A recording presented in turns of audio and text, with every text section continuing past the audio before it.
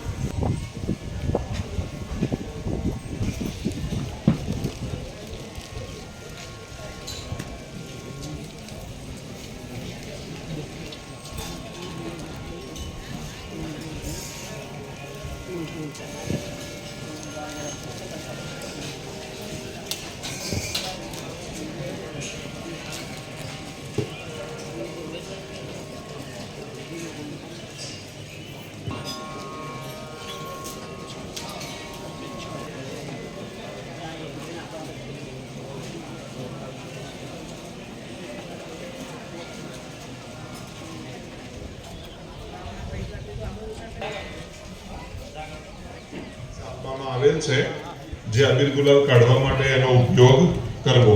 આવા બોક્સની અંદર સ્ક્રીન પર જોઈ લેશો. એમાં અબીર ગુલાલ, સિંદૂર, ચંદન, કંકુ, હળદર એ બધા પદાર્થો જેટલા પણ કોથળીમાં છે એમાં જેટલા આવી રહેતા હોય એટલા કાઢી લો. દડો આપવામાં આવેલો છે એનાથી બધું પેકિંગ કરી દેવાનું. સરસ. શું નામ છે આપનું અને શું કાર્યક્રમ? મુકેશ રાવલ અને હું ટ્રસ્ટમાં શ્રી ખંભલાઈ માતા ટ્રસ્ટ માંડલમાં સેક્રેટરી છું છેલ્લા 16 વર્ષથી.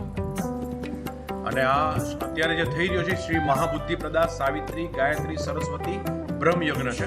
આ પહેલાં અમે 19મી સપ્ટેમ્બરથી 26મી નવેમ્બર સુધી એટલે કે 69 દિવસ 45 ભૂદેવ પાસે બેસીને 2 કરોડ સંપુટ ગાયત્રી મંત્ર કરાવ્યા, જે વિશ્વનો પહેલો બનાવ હતો.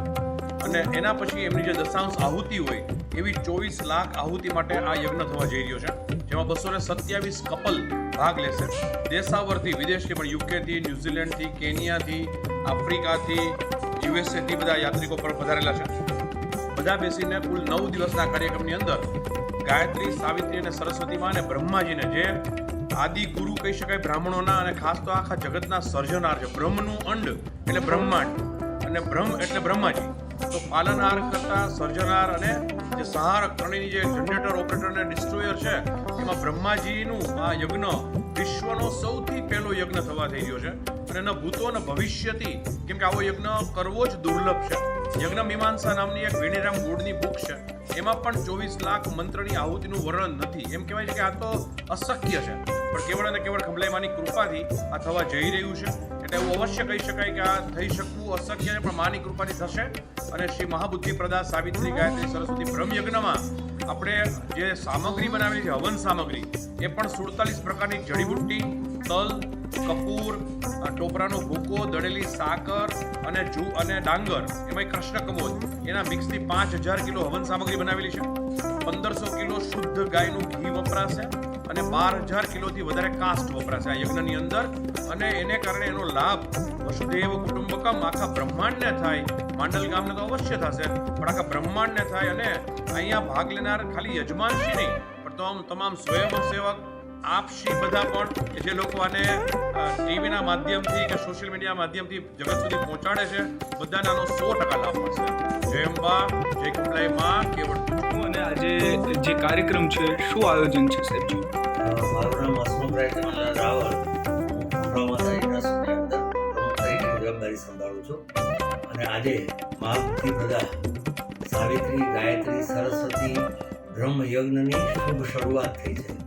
આજે માની સવારી આખા ગામની અંદર શોભાયાત્રા સાથે નીકળી, ખૂબ વાતે ગાતે નાચતા નાચતા બધા જ અત્યારે ત્યાંથી આપણા નિજ મંદિરથી છેક અતિથિ ભવન થઈ અને અહીંયા આગળ આપણા તળાવ પ્રાગટ્ય સ્થાને બધા આવ્યા છે.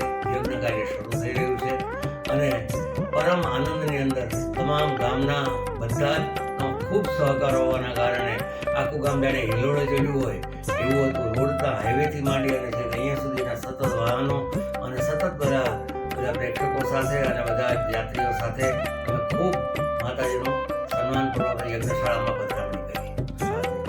આજે આપ જુઓ છો એ પ્રમાણે મહાબુદ્ધિ પ્રદા એ છે કે બુદ્ધિ અને મહાબુદ્ધિમાં ઘણો બધો ફરક છે. સામાન્ય બુદ્ધિ તો બધામાં હોય, પણ મહાબુદ્ધિ જે આજે બિરબલમાં હતી કે આજે જે તમારે ચાણક્યમાં હતી કે એ બધી હતી મહાબુદ્ધિ હતી. એ મહાબુદ્ધિને જે પ્રદાન કરવાવાળી જો કોઈ શક્તિ છે તે સરસ્વતીમાં છે. એની ઉપાસના અને બ્રહ્મયજ્ઞની ઉપાસના સૌથી પહેલો વિશ્વની અંદર બ્રહ્મયજ્ઞ થતો હોય તો અહીંયા થાય છે. અહીંયા આગળ 1 કરોડ અને 81 લાખ મંત્રો, અહીંયા સિદ્ધ મંત્રો, સંપૂર્ણ મંત્રો કરવામાં આવ્યા છે. અને એની દશાંશ હોમ તરીકે અત્યારે 27 લાખ આહુતિઓ અહીંયા આગળ અર્પણ કરવામાં આવશે.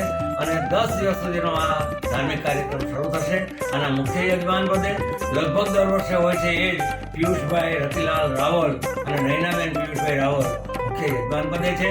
સામાન્ય બીજા 8 સહ યજમાનો પણ છે અને બીજા 131 બીજા બધા યજમાનો છે.